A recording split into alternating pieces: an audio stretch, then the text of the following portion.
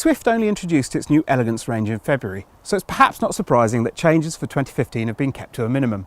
That's not to say that nothing has changed, of course. There have been tweaks throughout, and there are 3 new layouts: the 530, the twin-axle 630, and this, the 565, which features the popular twin fixed bed rear washroom layout.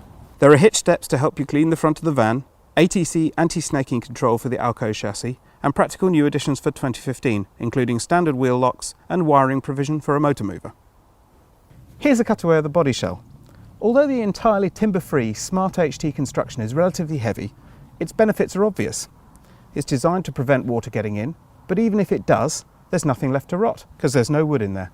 There's only these GRP inner and outer skins, the styrofoam insulation, and polyurethane blocks, whilst the floor features a plastic honeycomb to aid with the structure.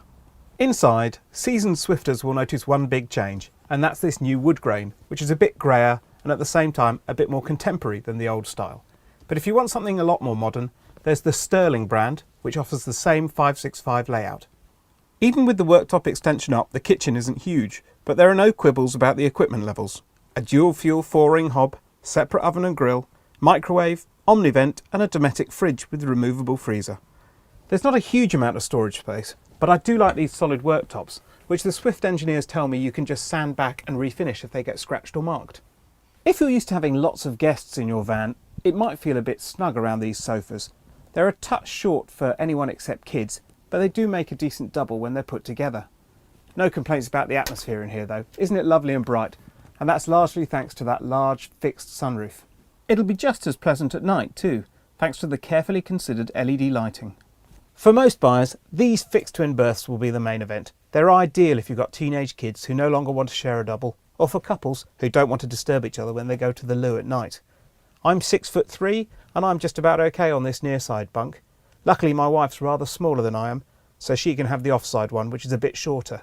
And they're really comfortable, thanks to these memory foam mattresses. There are lockers above the berths and, as in the lounge, big storage spaces beneath with separate access doors. As you might expect, the 565 has a fine washroom. It's pretty roomy, and I particularly like the way you can have a sneaky peek at the van's clever structure in this cupboard.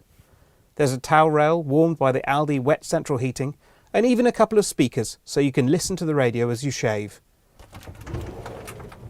The shower room's good. It's long enough, there's an Eco Camel shower head, but being ultra critical, it is perhaps a bit narrow.